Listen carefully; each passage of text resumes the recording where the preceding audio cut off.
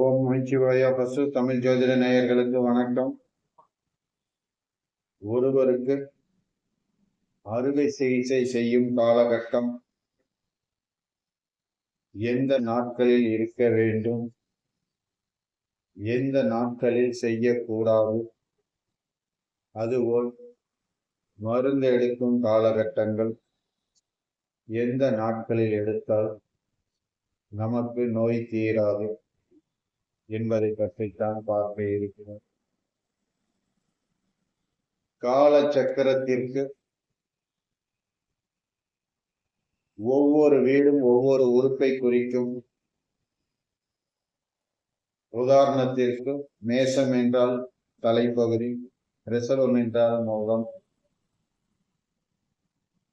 இப்படி ஒவ்வொரு நாளும் குறிக்கும்.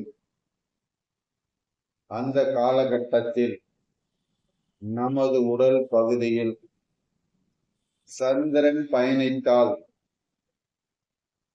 அறுவை சிகிச்சை செய்யக்கூடாது.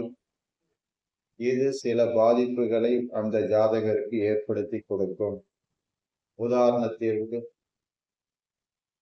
சந்திரன் கடக ராசியில் பயணித்துக் கொண்டிருக்கும் பொழுது மார்பு பகுதியில் இதயம் சம்பந்தப்பட்ட ஆபரேஷன் செய்வதை தவிர்ப்பது சிறப்பு. அதுபோல் எந்த நாட்களில் மருந்து உண்டால் பாதிப்பு ஏற்படுத்தி கொடுக்கும்.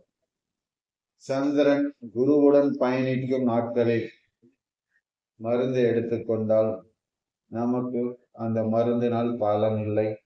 உதாரணத்திற்கு தற்போது குரு பகவான் மிதுனத்தில் இருப்பதாக வைத்துக் கொண்டால், மிதுன ராசியில் சந்திரன் பயணிக்கும் காலகட்டத்தில் மருந்து எடுத்தால் நோய் தீராது.